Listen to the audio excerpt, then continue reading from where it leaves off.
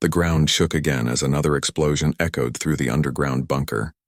Ambassador Thelara pressed her long, delicate fingers against the cold metal wall and tried to stay calm. Her pale blue skin, which normally glowed softly in the dark, had turned almost gray with fear.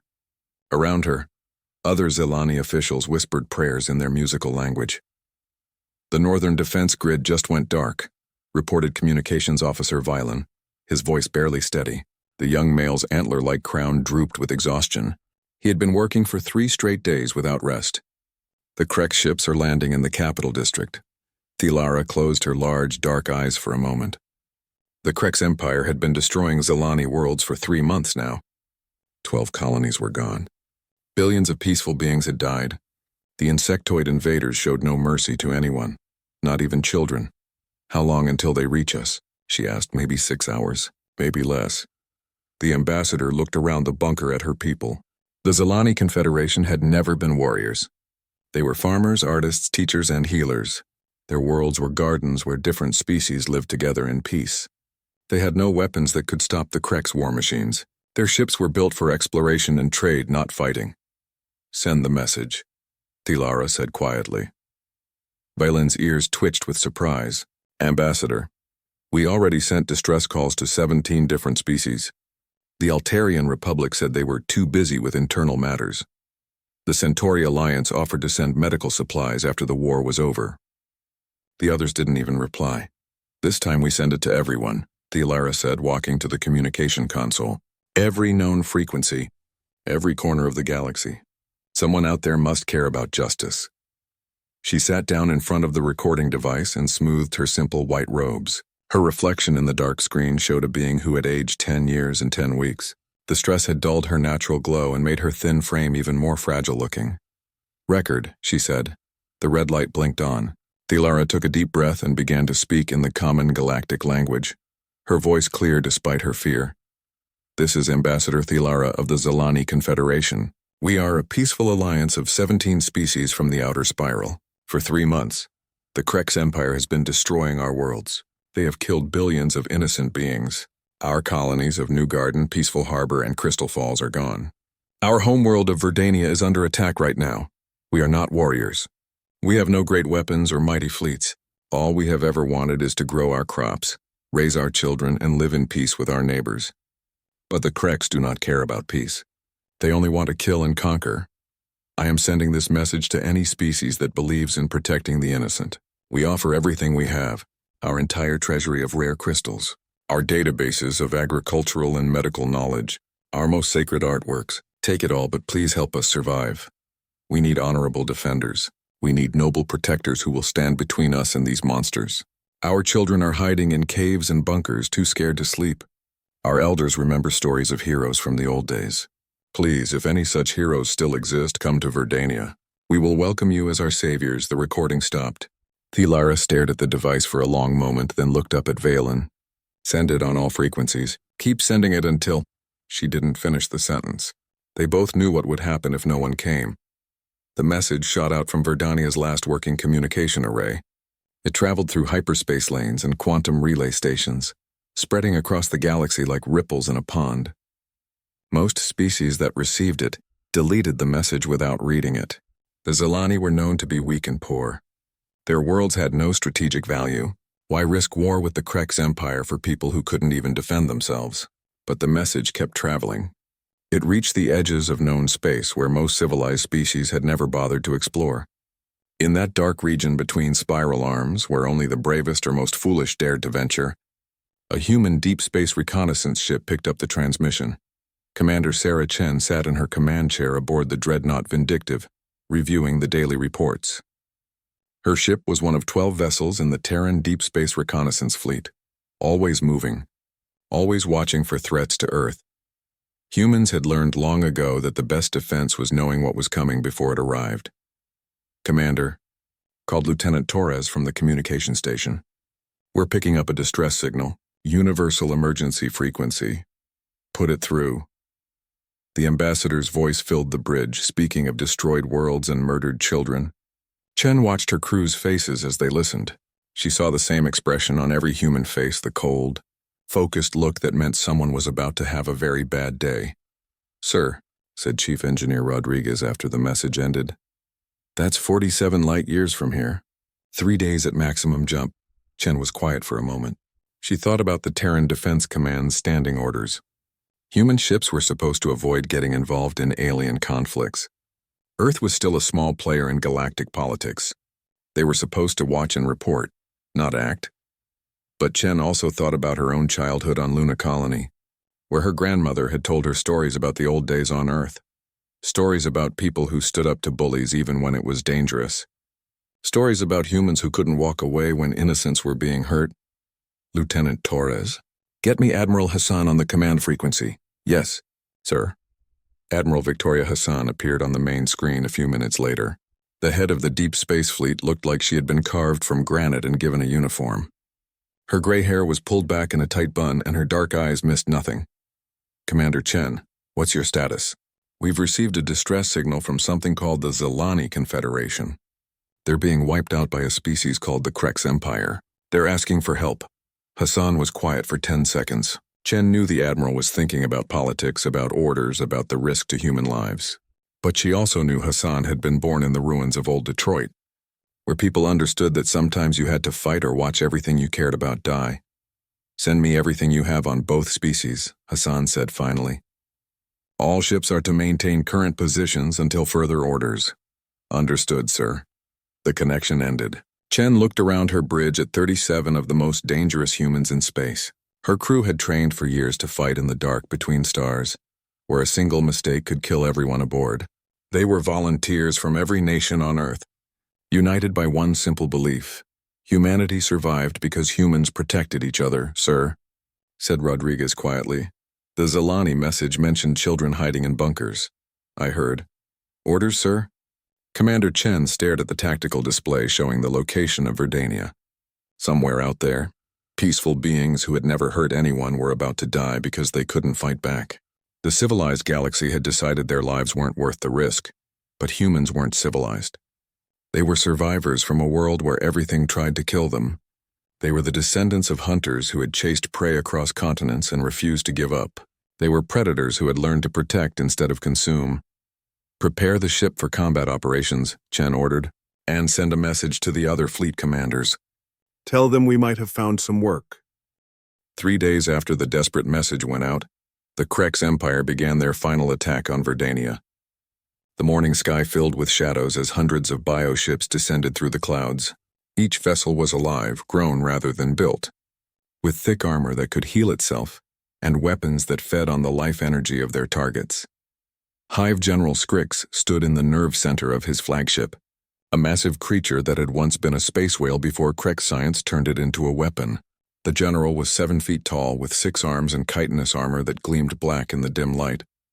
His compound eyes could see in dozens of different spectrums, and right now they showed him a world ready for harvest. The prey creatures are hiding underground, reported Sub-Commander Zedek, her mandibles clicking with amusement. Their defense platforms are barely functioning. This world will be ours in hours, Skrix nodded. The Zilani were even weaker than expected. Their weapons were designed to scare away attackers, not destroy them. Their ships looked like flowers floating in space, beautiful but useless.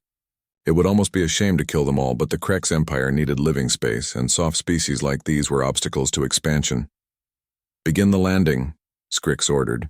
Harvest what we can use. Destroy the rest. Millions of warrior drones poured from the bioships, their wings buzzing as they swarmed toward the planet's surface. Each drone was the size of a human, with razor-sharp claws and acid that could melt through most armor. They lived only to kill and had no fear of death. In the underground bunkers, Zilani families huddled together as the sounds of battle grew closer. Ambassador Thelara sat with a group of children, telling them old stories to keep them calm. The children's natural glow had faded to almost nothing. They pressed against her like small, frightened animals. Will the heroes come? Asked a little girl named Petal, her voice barely a whisper. Thelara stroked the child's silky hair. I hope so, little one. I hope so. Above them, the Zilani Defense Force was falling apart. Their flower-shaped platforms tried to fight back, but their beam weapons only annoyed the Krex bioships. For every drone they destroyed, 10 more took its place. The defense commander sent a final message before his platform was overrun. This is Commander Telanus. We cannot hold them. Forgive us. Scrix watched the slaughter with satisfaction. In 6 hours, maybe less, Verdania would belong to the Krex Empire. The survivors would be put to work growing food for the warrior castes. The rest would become fertilizer for the new colony worlds. Then space began to tear apart. The first sign was a ripple in the darkness beyond Verdania's moon. Then another. Then dozens of tears in reality itself as something punched through hyperspace in a way that should have been impossible. Ships began to emerge from the wounds in space, but they were unlike anything Scrix had ever seen. These vessels were not grown or shaped by artistic vision. They were built by beings who cared only about function, angular, scarred, and covered with weapon systems that served no purpose except to kill efficiently. They moved in formation like a pack of predators, each ship positioned to support the others in battle. Unknown contacts, reported Subcommander Zetk, her voice uncertain for the first time in years. I count 37 vessels. No match in our databases. Scrix studied the tactical display. The unknown ships were smaller than his bioships but moved with precision that spoke of advanced technology and experienced crews. More importantly, they had appeared in a perfect attack formation. These were not merchants or diplomats who had stumbled into a war zone. Scan them, he ordered. Find out what we're dealing with. The results came back quickly. The ships were crewed by small, soft-bodied mammals from a single planet. They had no natural armor, no claws, no venom. They looked weak and fragile. Mammals, Zedek said with a laugh. Probably another prey species come to beg for mercy. But Scrix was more careful. In 40 years of conquest, he had learned to respect any species that could build ships and reach the stars. Open a channel. Let's hear what they want. Before he could send the message, the mammals spoke first. Attention, Krex forces. This is Admiral Victoria Hassan, commanding the Terran Defense Fleet. You will cease your attack on Zalani civilians immediately and withdraw from this system. You have 60 seconds to comply. The voice was flat, emotionless, like someone reading a list. But there was something underneath it that made Scrix's sixth sense prickle with danger. This was not the voice of a being asking for mercy. Admiral Hassan, Scrix replied.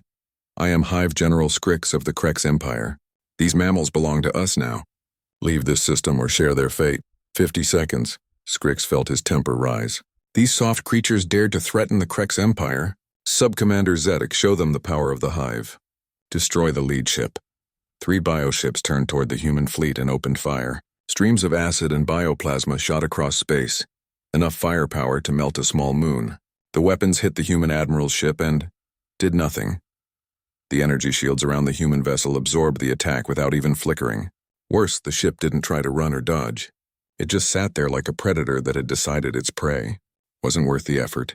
Impossible, whispered Zedek. Nothing can withstand concentrated. Fire from 3 hive ships. 30 seconds, said the human admiral. Scrix stared at the tactical display in growing disbelief. The human ships hadn't moved from their formation. They weren't even pointing their weapons at the Krex fleet. They were just waiting. All ships attack formation 7, Scrix shouted. Destroy every human vessel. 50 Krex bioships turned toward the human fleet and opened fire with everything they had. The space between the fleets lit up with enough energy to sterilize a planet. When the light faded, Scrix expected to see debris and empty space. The human ships were still there. Still waiting. Time's up, said Admiral Hassan.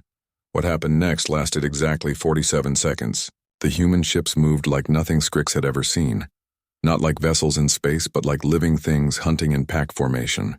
Their weapons didn't just shoot. They reached out and grabbed Krex ships with invisible hands made of gravity and tore them apart. The bioship devourer vanished in a flash of light that left nothing behind.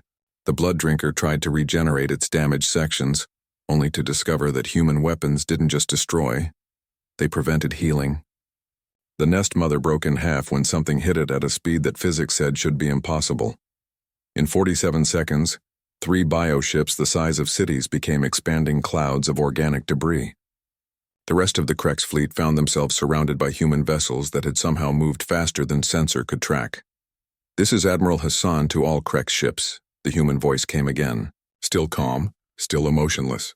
You came to this system to commit genocide against a peaceful species. We are here to explain why that was a mistake. Any ship that attempts to approach Verdania will be destroyed. Any ship that attempts to leave this system will be destroyed. You have a choice. Surrender now, or discover why the mammals from Earth survived their homeworld. Scrix felt something he had not experienced in 40 years of conquest. Fear. Not the healthy caution of facing a dangerous opponent, but the deep, primal terror of prey animals when they realize they are being hunted by something much more dangerous than they are. In the bunkers below, Ambassador Thealara felt the ground stop shaking. The sounds of battle in the sky had changed. Instead of the chaotic noise of many ships fighting, there was only silence broken by brief flashes of light. "What's happening?" asked Little Petal. Thealara pressed her ear to the communication device that connected them to the surface. Through the static, she heard a human voice speaking in perfect Zilani. "This is Commander Chen of the Terran ship Vindictive. All Zilani civilians remain in shelters until further notice. The Krex attack has been stopped. You are safe now." The ambassador felt her legs give out as relief flooded through her. She had asked for heroes to save them. Instead, something much more dangerous had answered their call. Hive General Scrix had conquered 47 star systems for the Krex Empire. He had destroyed species that had ruled space for thousands of years. His bioships could heal themselves. His warriors feared nothing, and his weapons could consume the life force of entire planets. But in the last 5 minutes, he had learned what terror felt like. The humans didn't fight like any species he had encountered. They didn't try to prove their strength or show off their technology. They simply killed with the efficiency of a machine built for murder. 3 of his greatest ships were gone, and he still didn't understand how they had died. "Status report," he demanded, his voice shaking despite his effort to stay calm. Subcommander Zetek studied her displays with growing confusion. "The mammals are using weapons we don't understand. Their projectiles travel faster than our sensors can track. They're not using energy beams or plasma. It's like they're throwing pieces of metal but at impossible speeds." "How fast?" "Nearly the speed of light, sir." "The kinetic energy alone." She paused, checking her calculations twice. "A single projectile hits with the force of a nuclear weapon." Scrix felt his compound eyes widen. Kinetic weapons were primitive, the kind of thing young species used before they developed proper energy shields. But at those velocities, even a grain of sand would punch through the heaviest armor like it was tissue paper. "Can our bioships heal from kinetic damage?" "No, sir. The projectiles are designed to fragment inside the target. They destroy everything in their path and leave nothing to regenerate from." On the tactical display, Scrix watched human ships move with precision that spoke of centuries of experience fighting things that wanted to kill them. They didn't waste time on fancy maneuvers or intimidating formations. Every movement had a purpose. Every shot hit exactly where it would do the most damage. "All ships, defensive formation 9, Scrix ordered. "Focus fire on their command ship." 20 bioships turned their weapons toward the human admiral's vessel. Streams of acid and bioplasma crossed space, enough energy to boil away a mountain. The attack hit the human ship's shields and spread across them like water hitting a rock. The human response was immediate and precise. A single projectile, no larger than a human fist, punched through the Slaughter Queen's armor and exploded inside her nerve center. The bioship screamed, a sound that traveled through space itself, then went silent as her brain died. "They're targeting our command systems," Zetek reported, her mandibles clicking with fear. "They know exactly where to hit us." Scrix realized with growing horror that the humans had been studying Krex anatomy. They knew how bioships worked, where their weak points were, how to kill them quickly. This wasn't a battle between 2 fleets meeting by chance. The humans had come prepared for war against the Krex Empire specifically. "Subcommander, how did they know our biology?" "I don't know, sir, unless—" Zetek paused as a terrible thought occurred to her. "Sir, what if they've been watching us? What if they know about all our conquests?" Before Scrix could answer, the human admiral's voice filled the communications channel again.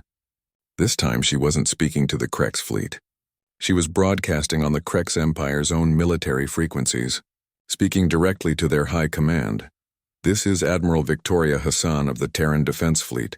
We have your 15th Conquest Armada surrounded at the Verdania system. We know about Peaceful Harbor. We know about Crystal Falls. We know about every world you've burned and every species you've murdered. The galaxy thinks you're strong because you prey on beings who can't fight back.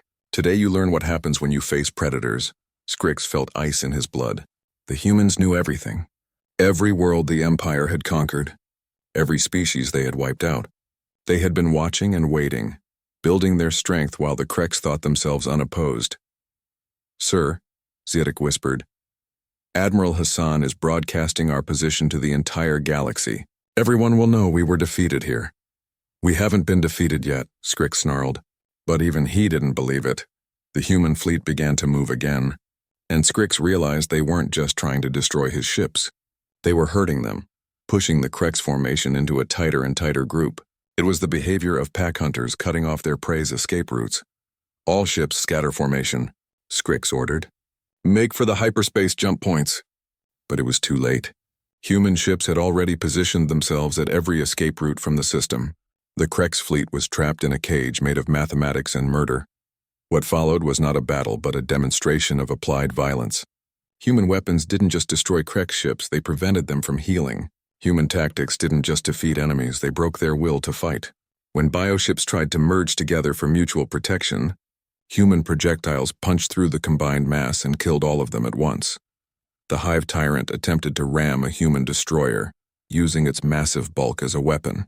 The human ship simply moved aside at the last second and fired a single shot into the bioship's propulsion system.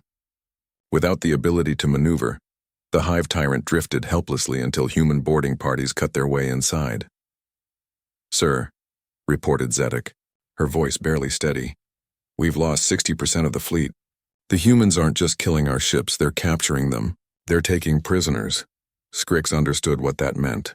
The humans would learn everything about Krex military capabilities, their biology, their weaknesses. The Empire's greatest advantage had always been that their enemies didn't understand how bioships worked. Now the humans would know everything. Signal a general retreat, he ordered. All remaining ships jump to hyperspace immediately. Sir, the humans have blocked all the jump points. Then we fight our way through. The remaining Krex ships gathered into a desperate charge toward the nearest escape route. 30 bioships, all that remained of the mighty 15th Conquest Armada, threw themselves at 6 human vessels guarding the hyperspace lane. They never got close. Human point defense systems reached out like invisible hands and swatted Krex fighters from space. Kinetic barriers turned bioplasma into harmless light. And when the surviving Krex ships finally reached weapons range, they discovered that human armor was designed by beings who lived on a world where everything tried to kill them. The last thing Hive General Scrix saw was a human, projectile punching through his flagship's skull. The weapon was no larger than his fist, but it carried enough kinetic energy to shatter mountains. As his bioship died around him, Scrix had one final thought. The Krex Empire had made a terrible mistake. They had tried to commit genocide in a galaxy where humans were watching.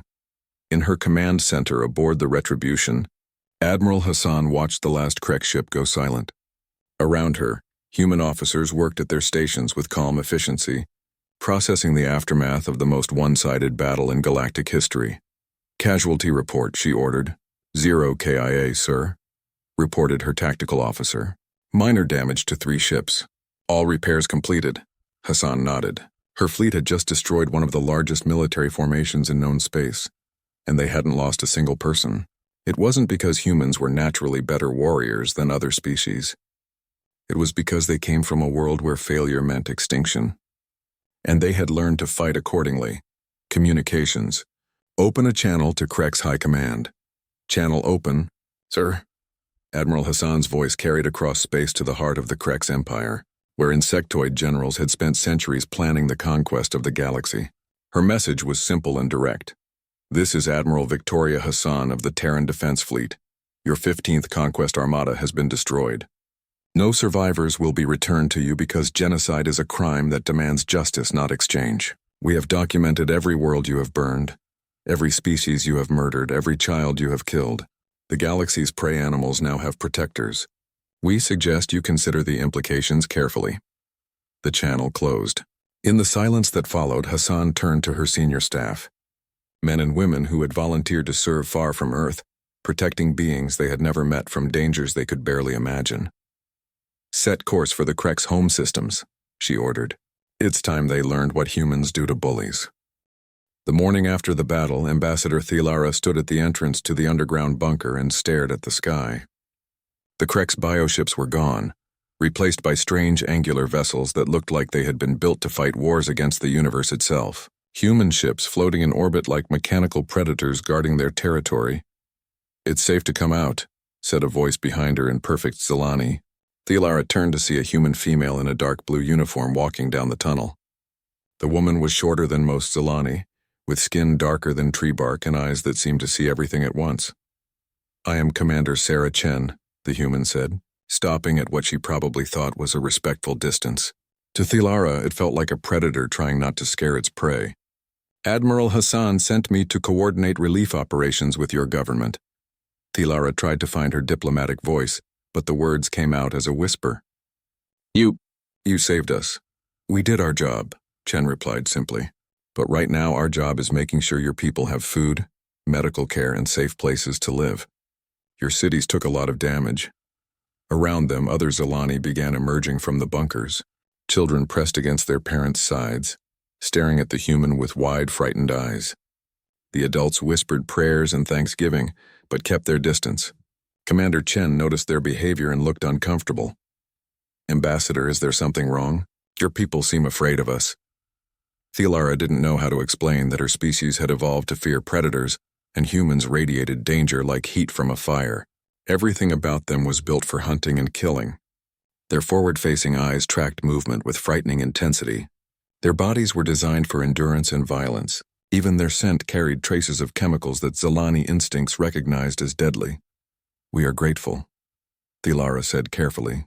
"But humans are different from us. We need time to adjust." Chen nodded as if she understood, but Thelara could see she didn't really get it. How could she explain to a predator what it felt like to be prey? Over the following days, human relief operations began in earnest. Ships arrived carrying medical supplies, food generators, and construction equipment. Human engineers worked alongside Zilani builders to repair damage from the Krek's attack. Human doctors treated injured. Civilians with techniques that seemed impossibly advanced. But the cultural differences became more apparent with each passing hour. When Admiral Hassan visited the planetary capital to meet with the Zilani government, the entire cabinet prostrated themselves on the ground in the traditional gesture of submission to a greater predator. Hassan stared at the sight of 20 intelligent beings lying face down before her and looked like she wanted to run away. "Please get up," she said quietly. "All of you. We're not here to rule you." President Kalon, the elderly leader of the Zilani government, raised his head but didn't stand. "Great Admiral, you have proven your dominance over us and our enemies. We offer you the traditional symbols of our submission." He gestured to servants carrying chests of jewelry and precious stones. "We name you Alpha Protector of all Zilani worlds." Hassan looked at Commander Chen with an expression that clearly said, "Help me."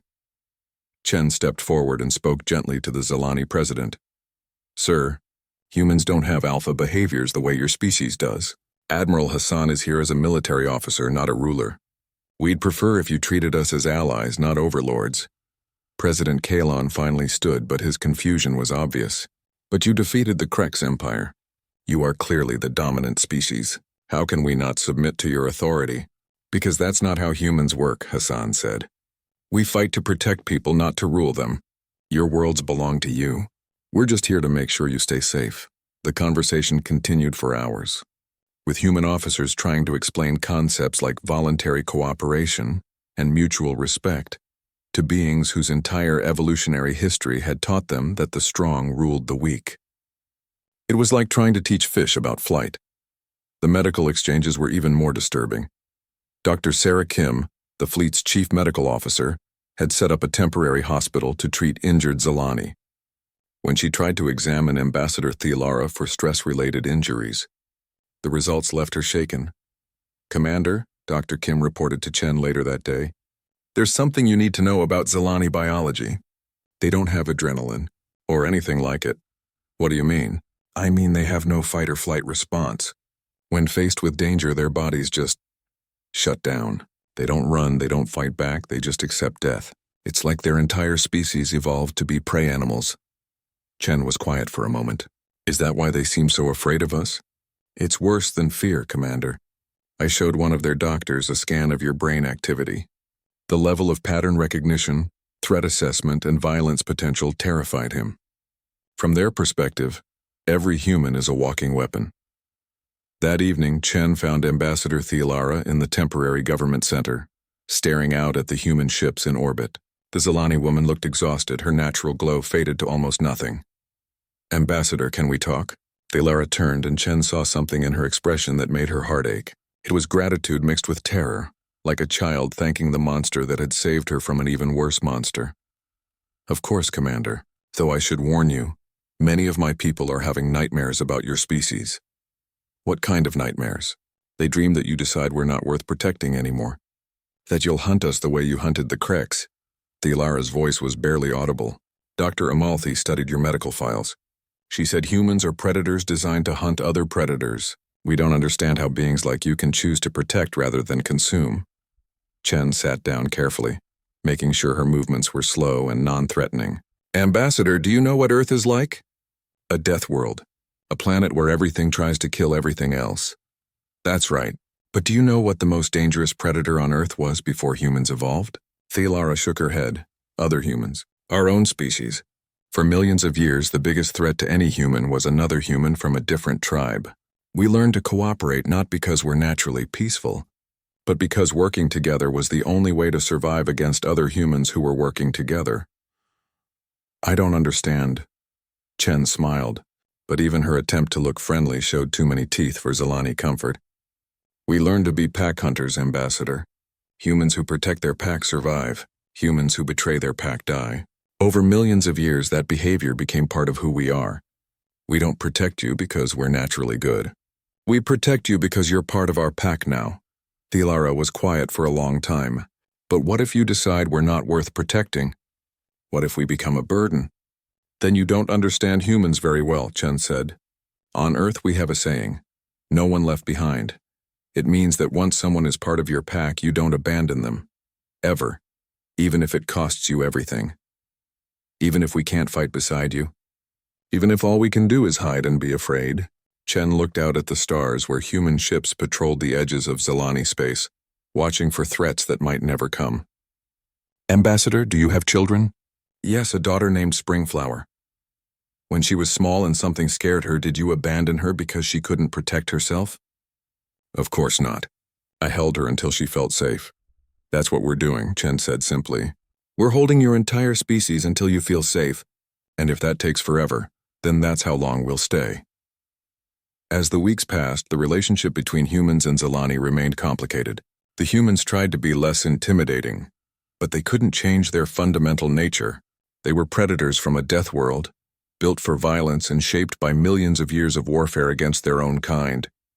The Zilani tried to be less afraid, but they couldn't ignore their instincts. Every human movement looked like an attack to their prey animal senses. Every human smile showed teeth designed for tearing meat. Every human laugh sounded like a hunting call, but slowly something like friendship began to develop. Zilani children, who adapted faster than adults, started playing games with human soldiers. Zilani artists created sculptures honoring their protectors, even if the humans in the sculptures looked like beautiful demons. Zilani cooks learned to prepare food that human digestive systems could handle, though they were horrified by how much protein the humans needed to function. And in the depths of space, human fleets continued their patrol routes, watching for threats and sending a simple message to anyone who might be listening. The prey animals of the galaxy now had guardians, and those guardians had very sharp teeth. 6 months after the battle at Verdania, the Kreks Empire ceased to exist, not through negotiation or surrender, but through systematic elimination by human fleets that moved through Krek space like antibodies cleaning infection from a wound. The process wasn't revenge, though many species thought it was. It was pest control executed with industrial efficiency. Ambassador Thelara stood in the observation deck of the space station orbiting New Garden, watching human ships patrol what had once been a Krek's military stronghold. The planet below was green again, its cities rebuilt by refugee populations from dozens of worlds the Kreks had destroyed. Human monitoring stations dotted the continents like metal flowers, ensuring that no weapons could be manufactured without Earth knowing about it. "The Galactic Council wants to meet with Admiral Hassan," reported her aide, a young Zilani male named Brightwing. His voice carried the mixture of awe and fear that most Zilani still felt when discussing humans. "They're offering her membership in the Council." Thelara nodded. The Council represented over 400 species, but none of them had answered when the Zilani called for help. Now they wanted to bring humanity into their political structure, probably hoping to control the predators who had rewritten the rules of galactic power. What did the Admiral say? She agreed to attend, but only if you come with her as Earth's diplomatic advisor. That surprised Thealara. In the months since the human fleet had arrived, she had become something like a translator between species that saw the universe in completely different ways. The humans trusted her because she understood their protective instincts. Other species trusted her because she had survived close contact with Earth's representatives without being eaten. "I'll prepare for the journey," she said. 3 days later, Thealara found herself aboard the human flagship Retribution, traveling toward the council meeting on Nexus Prime. The journey gave her time to observe how humans lived and worked in their natural environment. The results were both fascinating and terrifying. Human ships were cities designed for war. Every corridor could become a killing field. Every room had emergency exits that led to weapon storage. Even the cafeteria could be converted into a fortress if the ship was boarded. The humans who lived in this environment seemed perfectly comfortable with the constant potential for violence. "Ambassador," said Admiral Hassan, joining her in the observation lounge. The human commander looked tired, but her eyes still held the alertness that never left predator species. "I wanted to talk with you before we reach Nexus Prime." "Of course, Admiral." Hassan sat down across from her, and Thealara noticed how the human automatically positioned herself with her back to a wall and clear sight lines to all entrances. Even in friendly conversation, humans prepared for attack. "The Council is going to ask me about Earth's intentions," Hassan said. "They want to know if we plan to conquer the galaxy. What will you tell them?" "The truth. We didn't come here looking for an empire. We came because someone needed help, and everyone else was too civilized to provide it." Hassan's tone carried disgust at the word civilized. "But they won't believe that. In their experience, species with superior military power use it for conquest." Thealara considered this. "They don't understand human pack behavior. They think strength means dominance, exactly. And that's where you come in. You're the only non-human who understands how we actually work. I need you to help me explain that humans protect our pack. We don't rule it."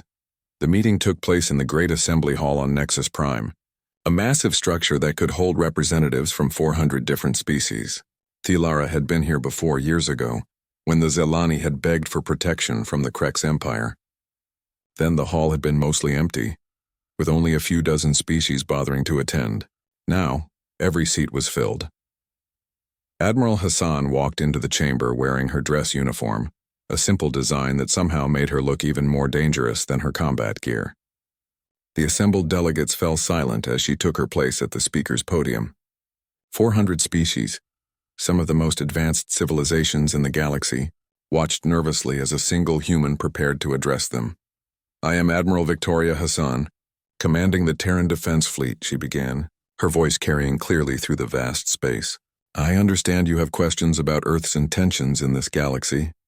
The Altarian ambassador, a tall being with blue crystal skin, rose first. "Admiral Hassan, your species has demonstrated military capabilities that exceed any known force. The destruction of the Krex Empire was thorough. What guarantees can you provide that Earth will not use this power against peaceful species?" Hassan looked out at the assembled delegates with an expression that reminded Thealara of a parent trying to explain simple concepts to children. "Ambassador Catellan, your species received the same distress signal we did from the Zelani Confederation. Your government's response was to offer medical supplies after the war was over. You were willing to help bury the dead, but not to prevent their deaths." The Altarian's crystal skin flushed with embarrassment, but Hassan continued. "The Centauri Alliance promised aid that never arrived. The Vegan Republic sent thoughts and prayers. The Andromedan Federation didn't even bother to respond. 400 civilized species knew that genocide was happening, and not one of you was willing to risk your own comfort to stop it." The hall was completely silent now. Thealara could see the shame on many faces, mixed with growing fear of what the human might say next. "Earth's position is simple," Hassan continued. "We are not interested in ruling the galaxy. We have no desire to impose human culture or human laws on other species. But we will not allow genocide to continue while civilized beings debate the political implications of intervention." The Vegan representative, An insectoid being with gossamer wings spoke up nervously. Admiral, how can we trust that your species will not eventually turn your weapons against us? Power corrupts all beings. Hassan smiled, and the expression made several delegates flinch. Because you've seen what happens to species that prey on the innocent. The Krex Empire learned that lesson. Any other species that chooses genocide over coexistence will learn it as well. Are you threatening us? Demanded the Andromedan ambassador, his reptilian features flushed with anger. I'm making a promise, Hassan replied calmly. As long as your species behaves peacefully toward others, Earth has no quarrel with you. But if you decide that conquest and murder are acceptable tools of policy, you will discover why humans survived their homeworld while stronger species went extinct. The debate continued for hours. Some delegates argued that humans were too dangerous to be allowed free rein in the galaxy. Others insisted that Earth should be subject to council oversight and regulation. A few brave souls suggested that maybe the galaxy needed predators to keep the peace. Finally, Thielara was asked to speak. The small Zilani woman walked to the podium, her pale glow steady in the chamber's bright lights. When she began to speak, her voice carried the authority of someone who had survived close contact with humanity. Honored delegates, I have spent 6 months living and working alongside humans. I have seen them angry, frightened, determined, and peaceful. I have watched them risk their lives to save beings they had never met. I have seen them show mercy to enemies who showed none to others. She paused, looking out at the assembled representatives of galactic civilization. You are afraid of them because they are predators, and you are prey. You think that because they are capable of violence, they will inevitably choose violence. But you are wrong. Humans learned millions of years ago that the pack survives when its members protect each other. They have made the entire galaxy their pack. But what happens when they decide we are no longer worth protecting? Called out the Centauri ambassador. What happens when human interests conflict with ours? Thielara thought of the human children she had met on the space stations, playing games with Zilani youngsters despite their parents' nervousness. She remembered human doctors working 20-hour shifts to save injured aliens they couldn't even communicate with directly. Then you still don't understand humans, she said simply. On Earth they have a saying, no one left behind. Once you are part of their pack, they will die before they abandon you. The real question is not whether humans will protect you. The question is whether you deserve their protection. The vote was closer than expected, but humanity was granted membership in the Galactic Council. More importantly, Earth's fleets were officially recognized as peacekeeping forces, with the authority to intervene in cases of genocide and crimes against sapient species. As the delegates filed out of the chamber, many of them looked like they had just signed their own survival papers, which Thielara reflected they probably had, later, as the Retribution prepared to depart Nexus Prime. Admiral Hassan found Thielara in her quarters, packing her few belongings. Thank you, Hassan said simply, for helping them understand. Do you think they really do understand? Hassan shrugged. Some of them. The smart ones realize that having humanity as protectors is better than facing the next Krex Empire alone. The others will learn. And if they don't learn,